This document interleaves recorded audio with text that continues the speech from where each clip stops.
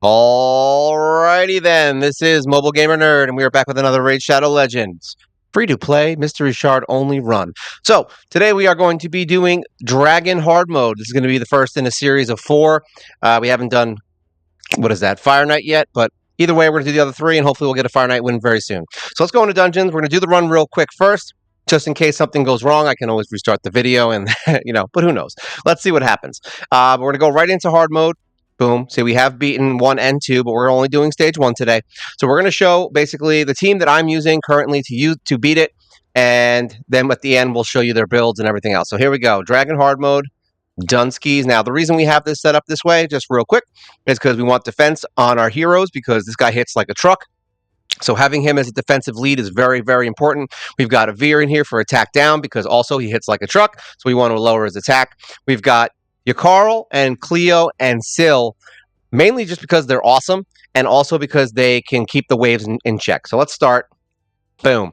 Because they can basically crowd control the hell out of all the waves, and that's honestly the hardest part of a lot of these dungeons is getting a team that can beat the boss, but also clear the waves. And this team does that pretty well, and they're really good at freezing and tearing apart the HP of all enemies in their face.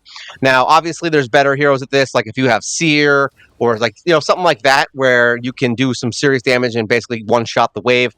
Obviously, that is a better choice. We know that. But this is a Mystery Shard only run video, so we don't have a better choice. This is basically our choice. We may have a better choice. I don't know. I haven't built every hero in the game yet. We've only built, 57 heroes to 60, so there could be another one in that grouping that will tear these guys apart. But as of right now, we don't have them. Hopefully, Dark Kale. I'm banking on Dark Kale speeding up my my dungeon runs, but we don't have them yet. We got another 2 months. So basically, Cleo is going to be the one that just locks all their skills, does that kind of like a bleeding thing there, basically just keeps them losing HP constantly. And then you've got Yakarl, who's going to drain turn meter, freeze them, and keep them from attacking you, which is very nice. And then you're going to have Syl, who can come in and do stuns as well. Yakarl's going to steal their turn meters, which makes things even harder for them to hit you. And yeah, that's it. Look at that. They just constantly get stuff hit on them and all the debuffs and all that stuff. Now, this is where I was saying before that Cleo is an awesome hero for longer fights because she will be able to lock all the enemies and do a bunch of other stuff, fear them, all that crap. If you're just trying to nuke something, she's still good. She's just not as good. So in a short fight, she's not really your best option. But in a long fight, yeah, she's gonna basically tear everyone apart. Look at this. This is the defense team. All right, they basically have tons of defense. These guys, and they're really annoying and a ton of HP. This is where Cleo is really going to be helpful in keeping the time down. You're going to start seeing all the bleeding, all the bleeds. It's not really called bleed, but I'm just saying it looks like a bleed. Look at that. Look at all that stuff going on. Look at all those HP things dropping. Everyone's getting killed, which is good. Any skill that makes every enemy lose HP is a good skill. Look at that. Stealing the turn meters, freezing, stunning, poisoning with Mr. Avir. And he also has, Yakarl also has a turn meter reduction on his A1, which is very nice. We just got some fears, and everyone's got their skills blocked and locked. And look at this. Just nonstop murder. And this is why the team works, because they really are good at taking down the waves. Even if the wave is a little bit harder than, like, your average wave, they can still do it because they're constantly locking everything. And you would think that that was, common knowledge, but apparently I didn't know it. I didn't understand why builds changed so much towards endgame. Like, in the beginning, you're basically just putting crit and crit damage on everybody, and that was it. You're like, all right, we're ready to rumble. And then you get to this point, and yeah, you're like, why am I dying? And then you're like, oh, because my heroes are not defensive enough, and I have 0 crowd control. Well, now we have a lot of crowd control. And the good news is that none of these skills are dependent on beating the boss. So essentially, it doesn't really matter if we go into the boss with any skills on cooldown, because none of them, outside of the attack down maybe, are super important. Yeah, these guys are fun. There we go. Dead dude. And Yakarl's funny enough, he's probably the biggest waste of space once you get to the boss. Everyone else is pretty good. because Carl doesn't really do much to them. We do get the weakens, we do get the hexes, we get the attack down, but everything else that your Carl does basically just drops it. So if we had a way of getting through the waves without your Carl, I would more than likely bring someone like Spirit Host in here who can remove debuffs. That would probably be my first option. Other than that, I don't really think I have anyone. I only have somebody who blocks them. I think Mark might do it. I don't remember if she removes them or just puts block debuffs. I don't remember. Block debuffs is essentially useless on most of these teams because what ends up happening is you get hit with debuffs and then you put the block up, but you still got the debuff on you. Or you'll put it up and then everyone gets a turn real quick because your teams are so fast and you want to go, 2 turns to 1, and then all of a sudden they hit you and you don't have it anymore. So I find block debuffs to be very useless unless you have a lot of turns on it. So this is kind of why Spirit Host is so awesome. Now, you can see they're going to have some dangerous times here. And this dragon does hurt.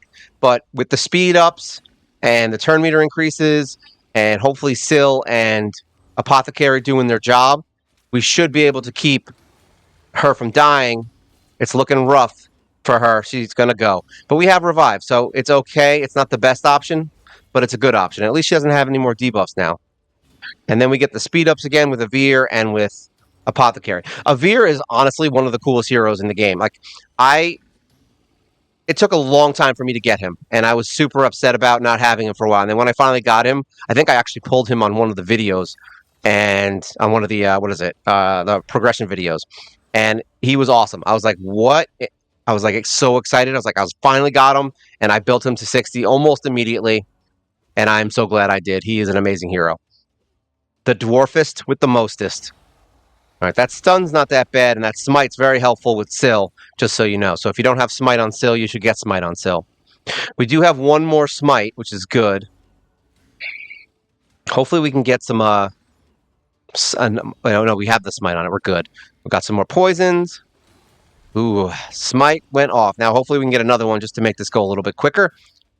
But as you can see, outside of Yakarl and Cleo being somewhat of a liability as far as dying, most of this fight is fairly straightforward, and this team really does work. It's a 6-minute run, but at least I know they'll win, and that's really what it's all about. So if we can get some more defense into this team, it would probably help a lot, but at this point, it works, so there's no reason to really mess with it until we get to another point where we can't win, and that's how I kind of play. If you're trying to build for later on, you might not be built for now, because sometimes you need different things for now than you do later. That's why they made now and later candies. There we go. 1 dead dragon and 1 defense chest with 0 speed, but it has accuracy, HP, and this attack is useless. So sell. Goodbye. Stage selection. Let's go. Let's get out of here. All right, so let's look at the team and what they're about and see why we use them, even though I kind of explained it. It's always good to show it at the end. All right, so Cleo. We just did a champion. Oh, yeah, just so you know, there are champion spotlights for literally every single hero in these fights that I will be showing this week. So if you have a question about a specific hero, even though I'm going to give you a base idea of what they're about, if you want to see them in action more and kind of see a more in-depth explanation of each hero, you can go to my champion spotlight videos, and all of these heroes are in there. You just got to find them. I know there's like 50 videos in there now, I think, that we have level 60 heroes that we're doing champion spotlights on. So it's a lot. All right, so what do we have her in? We have her in some crit gear just because we wanted to get her crit rate up, and we wanted to get her in a crit damage glove, so that was very important. We do have her in a defense chest so that she can stay alive a little longer. If you have a better team of support heroes that can do shields, like Mithrala, like things like that, if you have those kinds of heroes, then yeah, I would immediately switch her into an attack chest, and then yeah, she will be doing insane damage. So don't do defense unless you don't have a good support team. We do have speed on the boots.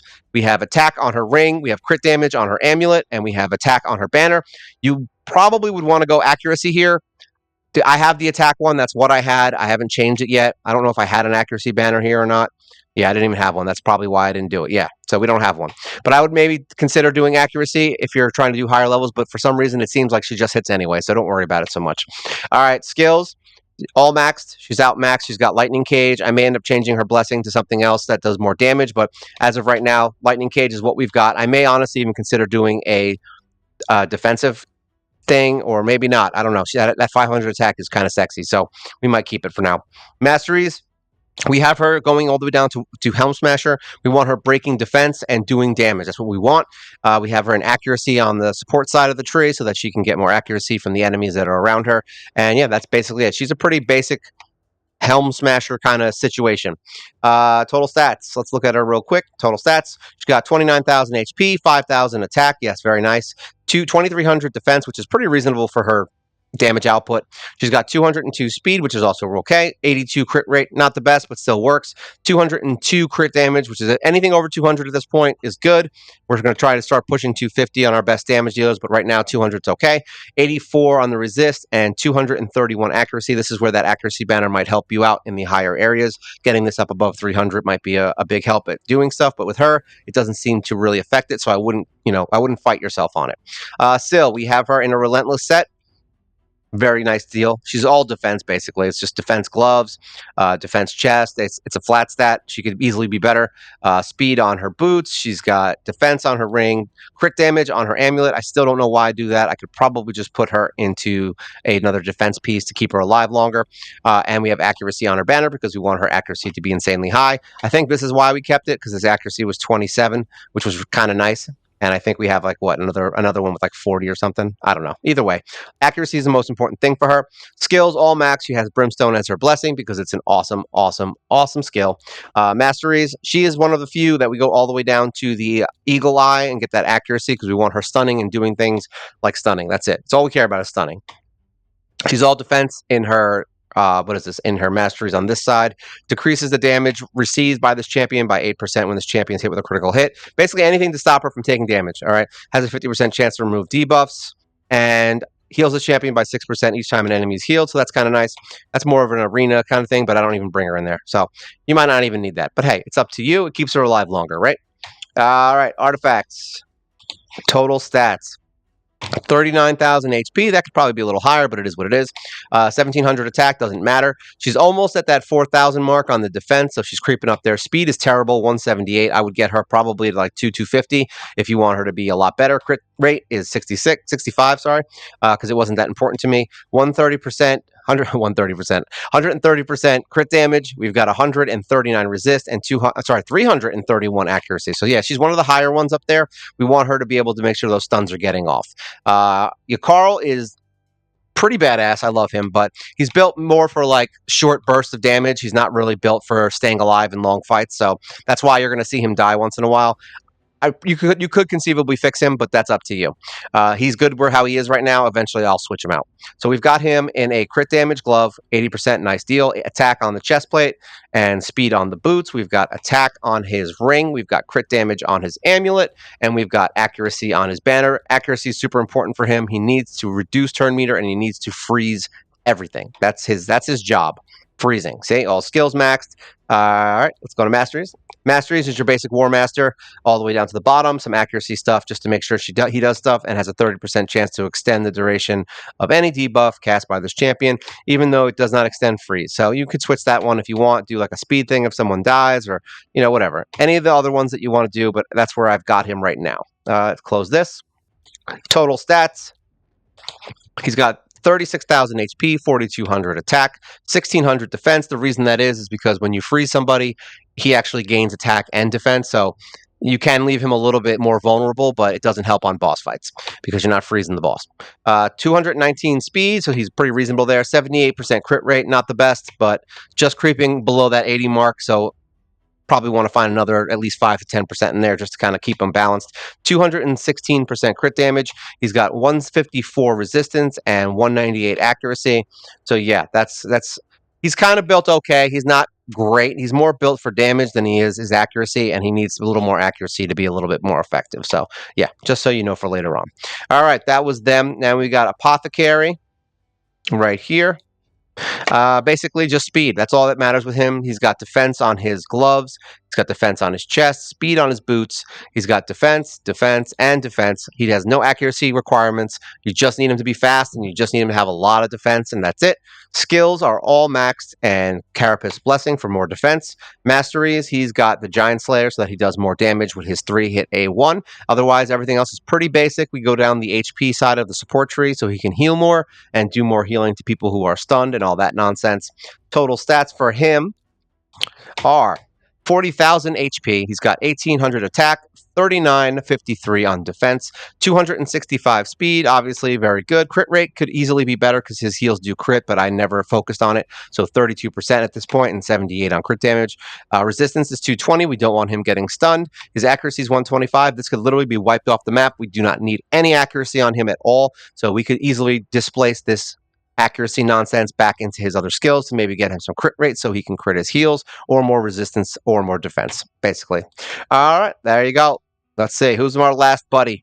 Mr. Avir the Alchemage. Now, he's got some pretty good gear that I threw on him that we got from some of the events over time. This wasn't like a set that I just randomly got from one event. It's a mixture of a bunch of events and from the Forge Pass. So it might be tough to get him up there, but I feel like you can do it. He's got a lot of stuff going on here with speed and accuracy. So he's got his crit rate on his glove. He's got HP on his chest, and he's got speed on his boots. You could conceivably do defense on him.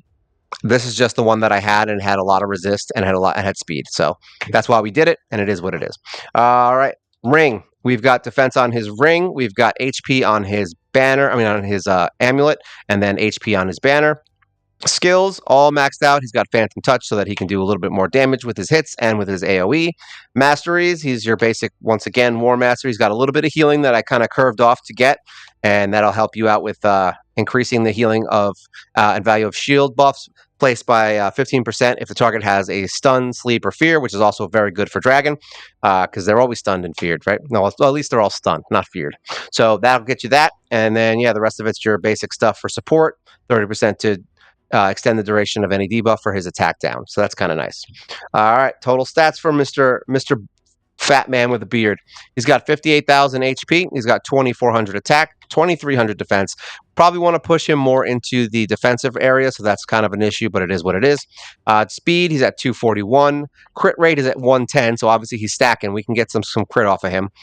Crit damage is at 94. Resistance is at 200. We do not want him getting stunned, and accuracy is at almost 200, so we would probably want to pull out of this crit rate a little bit and kind of get him some more accuracy so he can land that attack down more often or give him more defense, and that would be very helpful.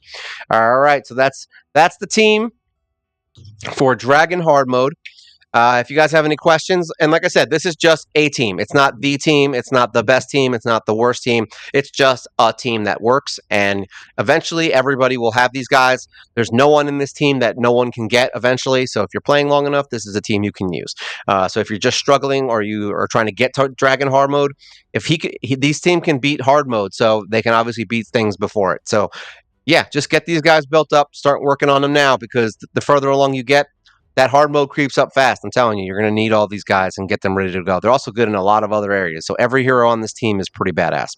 All right, so if you have any questions, concerns, things you want to say, make sure you leave a like, share, subscribe, or leave a comment. Let me know how you feel about this. Let me know if there's something you don't like, if I talk too fast, which I do. So I already know that. But I'm trying to get a lot of info out and quickly.